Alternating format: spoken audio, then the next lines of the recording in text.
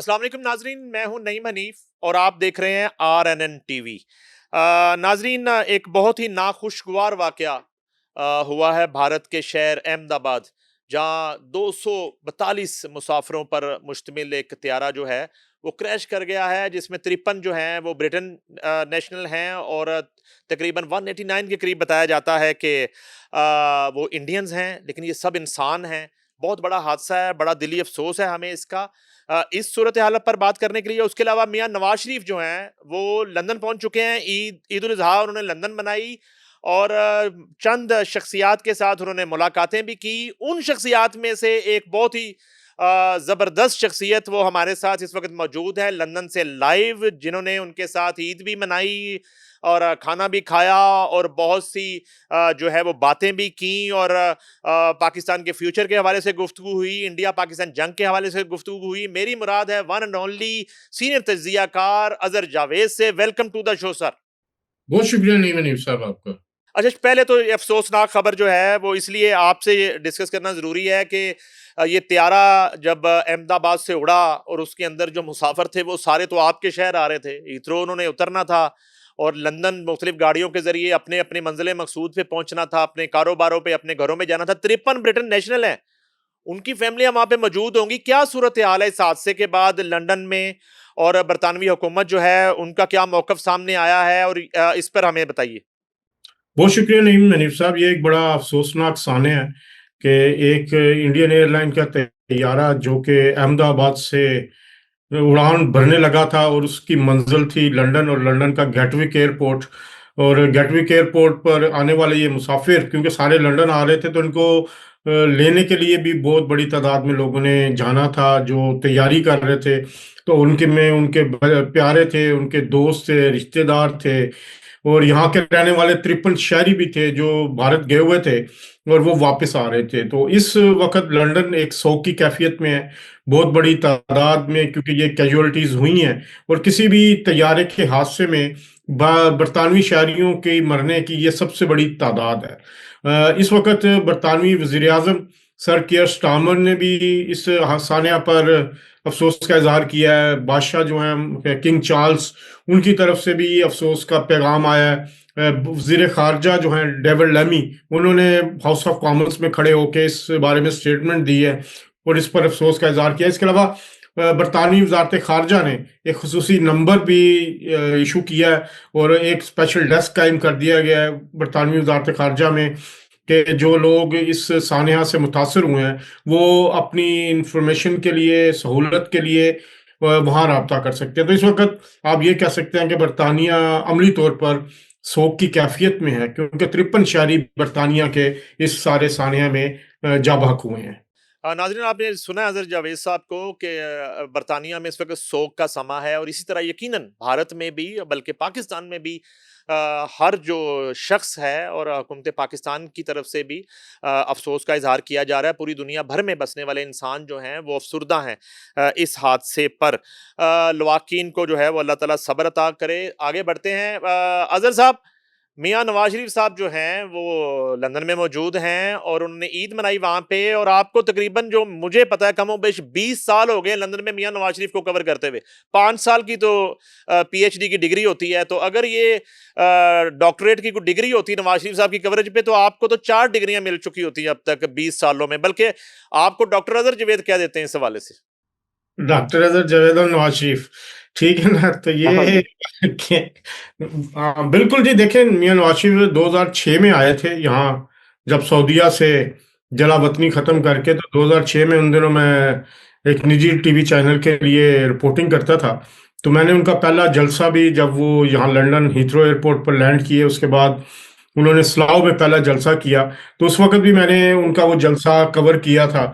और उसके बाद से आज तक उनके हवाले से रिपोर्टिंग कर रहा हूँ। तो मेरा ख्याल है ये 20 साल पता नहीं लगे कैसे गुजर के हैं। और हम जब उस दिन, चंद दिन पहले भी जब हम खड़े थे, तो मैंने उस वक्त भी मियाँ साहब को कहा था, मियाँ साहब 20 साल हो गए, आप भी वहीं खड़े हैं, हम भी वहीं खड़े हैं और वही चीज़ें चल रही हैं। तो मेरा ख्याल है ये किसी भी रिपोर्टर के लिए एक बड़ी ऑनर होती है कि वो किसी ऐसे लीडर की, जो हमेशा से न्यूज़ मेकर रहा है, 3 बार के प्राइम मिनिस्टर रहे हैं वो।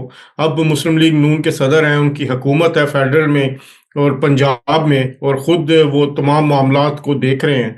तो as a reporter it's a great opportunity कि मैं उनके साथ 20 साल से रिपोर्टिंग कर रहा हूँ। अच्छा, वो जो नशिस्त हुई उसमें आप नज़र आ रहे हैं फुटेजेस में, और उसके बाद मुर्तज़ा अली शाह हैं, तो वो सिर्फ आप दोनों वहाँ पे मौजूद थे, बाकी मीडिया को इनवाइट क्यों नहीं किया? और ये मियाँ साहब अब वहाँ जाके भी सिलेक्टिव सवाल लेते हैं, सिलेक्टिव जर्नलिस्टों को बुलाते हैं, ओपन फोरम क्यों नहीं होता? बाकी मीडिया क्यों नहीं एक्सेस उसको मिली इस नशिस्त में, जिसमें हम कसीदा बुर्दा शरीफ भी सुन रहे हैं, वो नात भी सुन रहे थे, खाना भी खा रहे थे, लोगों के साथ हंस खेल रहे थे और दिल की कुछ बातें भी कर रहे थे। पहले तो ये बताइए कि आप दोनों वहाँ पे क्यों थे? मेरा ये एतराज है। नहीं साहब, आप तो ये इतराज ना करें ना, कम से कम देखें, एक रिपोर्टर के लिए यही एक्सेस ही सबसे अहम चीज होती है। और 20 साल उनके साथ गुजर गए, एक एतमाद का रिश्ता भी है। और बाकी असल में वो जो महफिल थी, वो महफिल बड़ी मखसूस सी महफिल थी, क्योंकि जब नमाज पढ़ी हमने रीजेंट पार्क इस्लामिक सेंटर में, मस्जिद में, तो उसके बाद उनका उन्होंने कहा कि आप ना आ जाए, इधर रेस्टोरेंट है एक हाइड पार्क कॉर्नर के पास, तो आप उधर तशरीफ ले आए। तो हमें तो नहीं पता था, किसी और को नहीं बुलाया कि या किसको बुलाया है। तो वहां पे बड़ी मुख्तसर सी, तो टोटल 8 से 10 लोगों की, वो उनके बहुत ही करीबी जो दोस्त हैं, मुस्लिम लीग नून बरतानिया के सदर हैं हसन डार साहब, वो उसके उन्होंने ऑर्गेनाइज किया वहां पे। और वहां पे पहुंचे तो अब हम 2 ही जर्नलिस्ट थे जिनको उन्होंने बुलाया हुआ था। तो इससे पहले मैं आपको बताऊं, जब लास्ट टाइम वो आए थे, मई में आए थे, तो एक भरपूर महफिल हुई थी, उसमें 5 से 6 जर्नलिस्ट थे जिनसे बात हुई। अब ये तो हमारी ये खुशकिस्मती कह लें कि पाकिस्तान में जब होते हैं तो मेरा ख्याल है कोई जर्नलिस्टों से उनका इंटरेक्शन नहीं होता, लेकिन यहाँ आके वो हमसे बात कर लेते हैं, कोई खबर मिल जाती है, कोई मामलात का पता लग जाता है। वैसे भी उनसे इसके अलावा भी मुलाकात हो जाए, कोई ऑफ द रिकॉर्ड भी चीज़ें होती हैं। तो मेरा ख्याल है कि किसी लीडर के साथ या किसी ऐसे शख्स के साथ जिससे खबर बनती हो, तो ये एक रिपोर्टर के लिए आज़ाद ही होता है कि वो उसकी कवरेज भी करे, उससे एक्सक्लूसिव एक्सेस भी हासिल हो। तो मेरा ख्याल है शायद वो अपने उस 20 साल ताल्लुक या उस की वजह से वो प्रेफरेंस देते हैं। और मुर्तज़ा अली शाह साहब भी बड़े अरसे से उनके साथ हैं, इधर काम कर रहे हैं, रिपोर्टिंग कर रहे हैं। लेकिन एक बात मैं बताऊं, आज तक मैं आपको ये कहता हूं, हल्फन बल्कि कह देता हूं, कभी उन्होंने नहीं कहा कि ये सवाल पूछो या ना पूछो। ये मैं आपको ऑन ओथ कहने के लिए तैयार हूँ। वो हमेशा जो है वो सवाल का जवाब देते हैं, और जो अगर ना जवाब देना हो कोई, तो वो चुप करके वो टॉपिक बदल लेते हैं। लेकिन अभी कभी उन्होंने ये नहीं कहा कि ये सवाल पूछें या। अच्छा, फिर एक एक हमारा मसला हल कर दें पाकिस्तानी मीडिया का। हम तो यहाँ पे मजदूरी कर रहे हैं, हम तो ठंडे मुल्क में नहीं बैठे हुए। आप और मुर्तज़ा अली शाह पासपोर्ट साइज एक एक तस्वीर अभी एहसन डार साहब को पहुंचा दें। मैं उन्हें फ़ोन करके कहता हूँ मियाँ साहब को दे दें, अपने पर्स में रख लें वो, क्योंकि यहाँ तो वो बोलते ही नहीं है। तो कम अज़ कम यहाँ जब हमने बुलवाना हुआ करेगा, कोई बात पूछनी, तो आपकी दोनों की तस्वीर उनके पर्स से ज़रा निकाल के आपकी शक्लें देख लें, तो यहाँ बोल लें। क्योंकि वहाँ जाके वो बोले इंडिया पाकिस्तान जंग पे, यहाँ उन्होंने कोई बात ही नहीं की, जो उन बड़ा एक गिला भी रहा उनके फैंस की तरफ से, और मुखालफिन ने तनकीद भी की कि नरेंद्र मोदी के खिलाफ तो खैर अभी तक भी उन्होंने उसका नाम नहीं लिया, उस कातिल का और उस घटिया शख्स का और उस राक्षस का। लेकिन ये है कि वहां जाके टिकर जो आए और आपकी तरफ से भी जो स्टोरी आई, उन्होंने बात की इंडिया पाकिस्तान जंग पे, और उसके साथ साथ उन्होंने फील्ड मार्शल को, जो chief of army staff field marshal बनाया गया, तो उन्होंने कहा कि वो डिजर्व करते थे, और उनकी शानदार हिकमत अमली और जंगी फतह पर उनको यह एजाज दिया गया। तो जरा इस पे रोशनी डाल। नहीं साहब, नवाज शरीफ साहब की जो शख्सियत है ना, वो अपने फैसले खुद करते हैं। वो हालात के मुताबिक नहीं चलते कि जी अब इस वक्त ये चल रहा है तो मैं उस हवाले से बयान दूं। वो बड़े गहरे इंसान हैं, उनकी नज़र जो होती है अगले आने वाले चंद सालों पे होती है, और वो आगे देख रहे होते हैं। अब बहुत सारी चीज़ें ज़रूरी नहीं है कि आप वो स्टेटमेंट दें तो फिर रो। अब एक मसला ये है कि अब कौम का मिजाज कुछ इस तरह का भी कुछ लोगों का हो चुका है जी, कि हर चीज़ पे खबर स्टेटमेंट आनी चाहिए, हर चीज़ पे स्टेटमेंट आनी चाहिए। जब काम करते हैं तो जरूरी नहीं है कि बयान बयानबाजी जरूरी हो। नवाज शरीफ साहब की भी शख्सियत ऐसी है, वो हमेशा जो मामलात पे जो उन्होंने काम करना होता है उन्होंने तहैया किया होता है, उन्होंने अपने दिमाग में एक रोड मैप बनाया होता है, वो उस रोड मैप के मुताबिक चल रहे होते हैं जो कि पाकिस्तान की बेहतरी के लिए हो, पाकिस्तान के मामलात को बेहतर करने के लिए हो।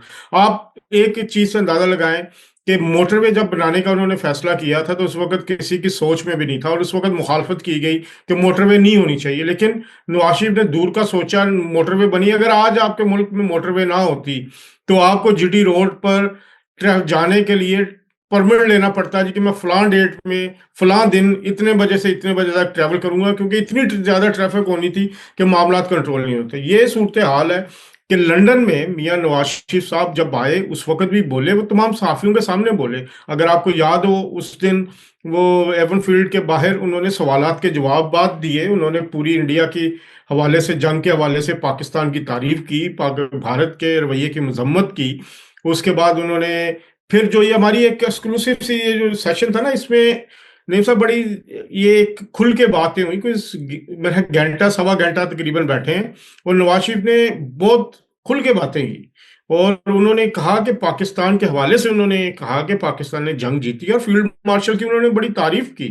उन्होंने कहा वो डिजर्व करते थे, और सारा मामला जो है पाकिस्तान ने अपनी सुप्रीमेसी कायम की है।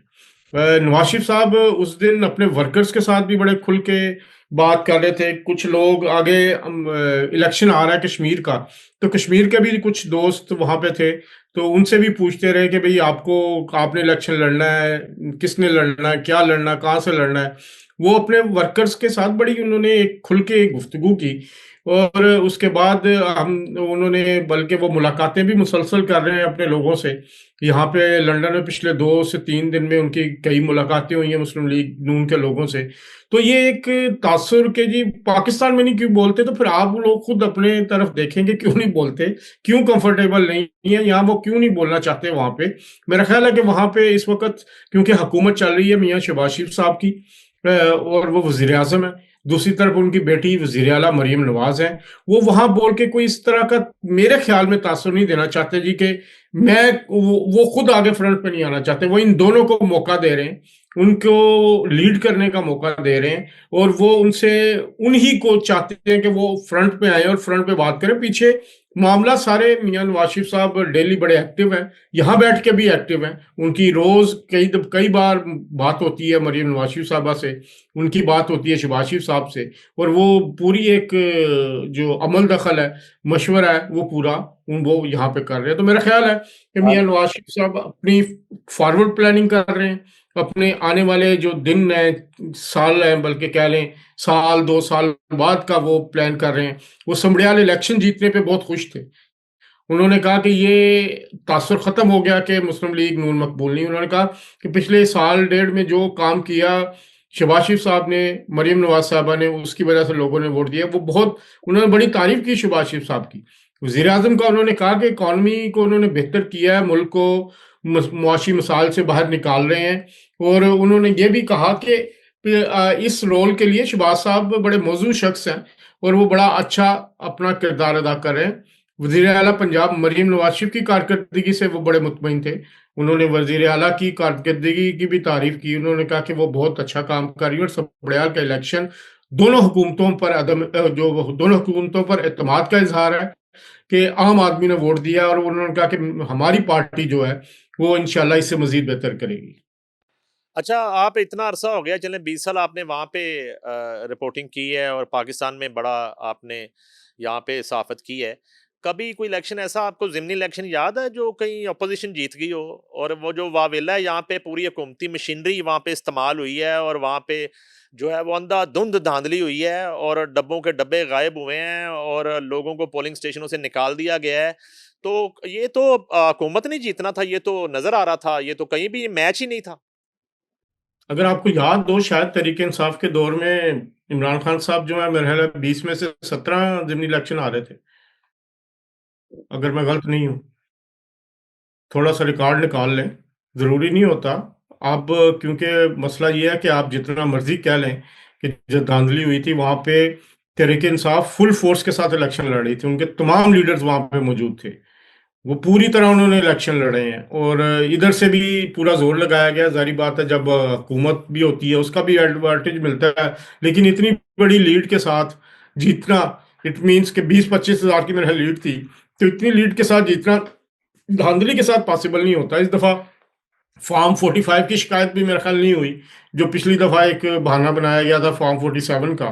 तो मेरा ख्याल है कि जो हालात हैं, जो मामलात हैं, और ख़ास तौर पर जंग के बाद तो बहुत सारी चीज़ें जो हैं वो आपको खुल के नज़र आ रही हैं। और जिस तरह तहरीक इंसाफ ने अभी फिर मामलात को जिस नहज पे लेके जाना चाह रहे हैं, जो करना चाह रहे हैं, उसके बाद तो आम पाकिस्तानी भी, ओवरसीज पाकिस्तानी भी, अब जो पहले सपोर्टर थे वो भी हमें उस सपोर्ट से हटते हुए नजर आ रहे हैं।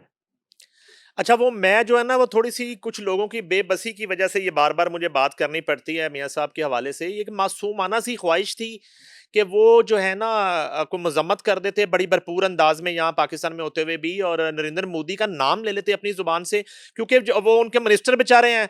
वो जब उन्हें सवाल इस तरह का किया गया जंग के दौरान, तो वो उन्होंने कह दिया ये डिज़ाइन ही मियाँ साहब ने किया। मियाँ साहब ने लंदन में जाके कह दिया कि डिज़ाइन किया फील्ड मार्शल ने, हिकमत अमली उनकी है। तो कम अज़ कम इनके मिनिस्टर भी बच जाते, वो मीम्स भी ना बनती।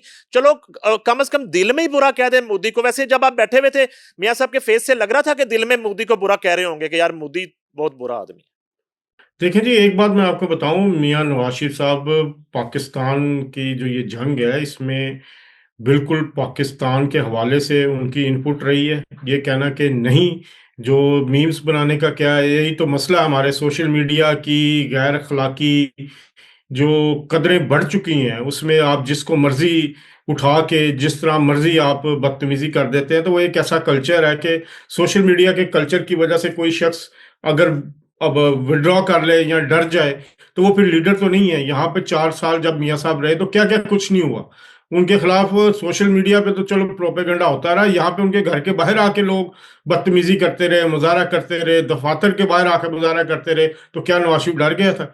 बात यह है कि वो नरेंद्र मोदी हो या भारत हो, उसकी जो इस जंगी हिकमत अमली है उसके खिलाफ थे, और उन्होंने उसके भरपूर जो है उस सारे मामले में उन्होंने जो पाकिस्तान की जो इस सारी मंसूबा साजी थी उसमें उन्होंने अपना किरदार अदा किया। अब ये किसी की ख्वाहिश करना जी कि वो नरेंद्र मोदी का नाम लिख के वो मजम्मत करे, तो ये उनकी ख्वाहिश तो हो सकती है, लेकिन नवाज शरीफ हर मामला अपने मामलात के मुताबिक करते हैं, वो किसी की ख्वाहिशात पे नहीं चलते। अच्छा, वो आपने खुद ही जिक्र कर दिया कि वो जब पहले आते थे और वहां पे जो है एक तूफान बदतमीजी बर्पा हो जाता था, उनके घर के बाहर भी और उनके ऑफिस के बाहर भी। वो सारे लोग कहाँ चले गए मुजाहिरीन? कोई छुट्टियां छुट्टियां हैं, गर्मियों की छुट्टियां पे गए हुए हैं कहाँ पे? कोई अपना कोई फोतगी शोतगी हो गई है? कोई क्या चक्कर है? वो कहाँ है सारे लोग? मैं बड़ा मिस कर रहा हूँ उन मुजाहिरीन को। आप मिस कर रहे हैं, हम भी मिस कर रहे हैं। नहीं साहब, हम जाते हैं तो आजकल खाली होता है।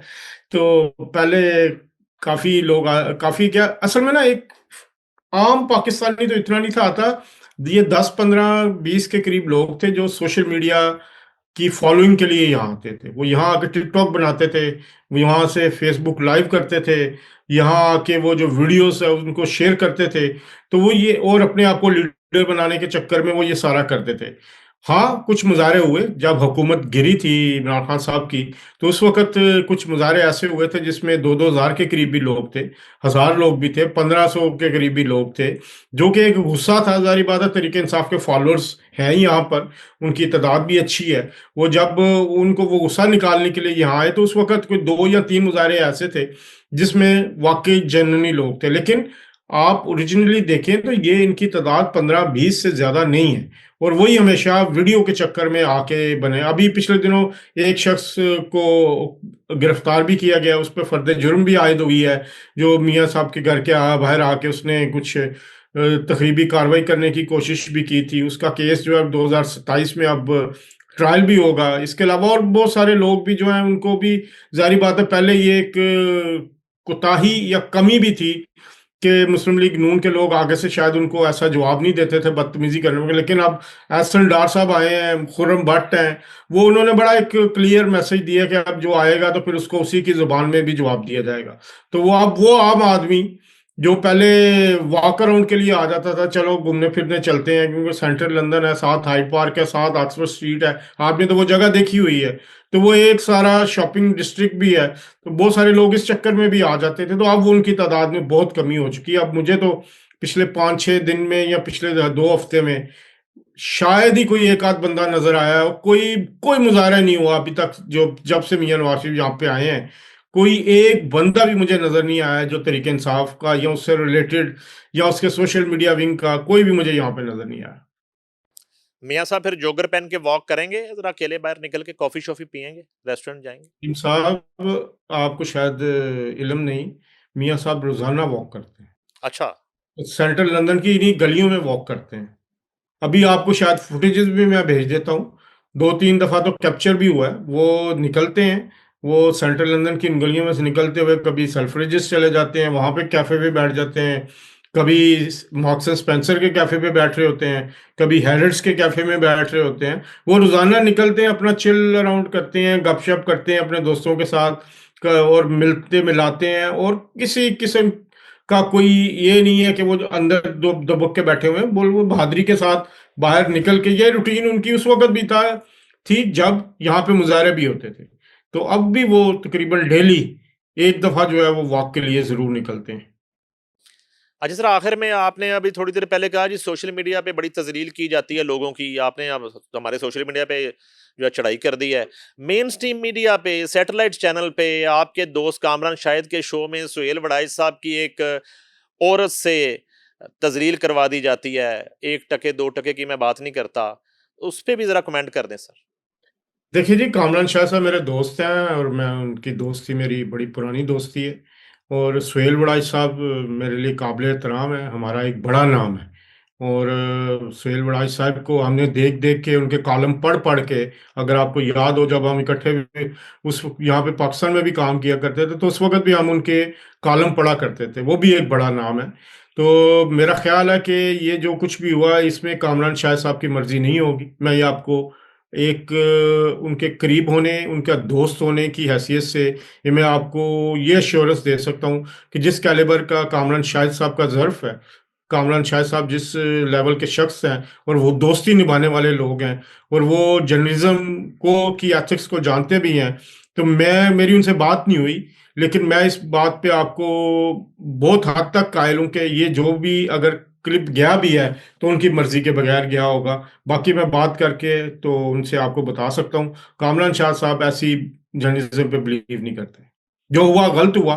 फिजा अली साहिबा को, मेरा ख्याल है ऐसी जो हमारी एक्ट्रेस हैं, उनको जिस तरह पिछले 4-5 साल में सोशल मीडिया पे जो हवा दी गई है, ये उसी का नतीजा कि वो इनके अब मुंह इतने खुल चुके हैं कि उसमें से गलाजत टपकती है। बहुत शुक्रिया अजहर जावेद साहब, लंदन से हमारे साथ मौजूद थे। ख़ास तौर पर मियां नवाज शरीफ जो हैं उनके दौरा लंदन के हवाले से उन्होंने गुफ्तगू की, उनकी एक्टिविटी बताई, और उनके साथ जो एक्सक्लूसिव अजहर जावेद साहब की मुलाकात हुई ईद के दिनों में, और ये मुलाकातों का सिलसिला उनका जारी है। उनकी ख्यालात और उनके साथ जो कुछ दिल की बातें हुई वो भी उन्होंने हमारे साथ शेयर की, और इसके साथ ही साथ उन्होंने अहमदाबाद से जो मुसाफिर त्यारा लंदन के लिए रवाना हो रहा था और वो गिरकर तबाह हुआ, उसमें इंसानी जानें जो ज़ाया हुई हैं उस पर भी अफसोस का इजहार किया, और बरतानिया की सूरत हाल से आगाह किया, क्योंकि 53 ब्रिटेन जो नेशनल हैं वो भी उसमें हलाक हुए हैं। हमें दीजिए इजाज़त, अल्लाह हाफिज़।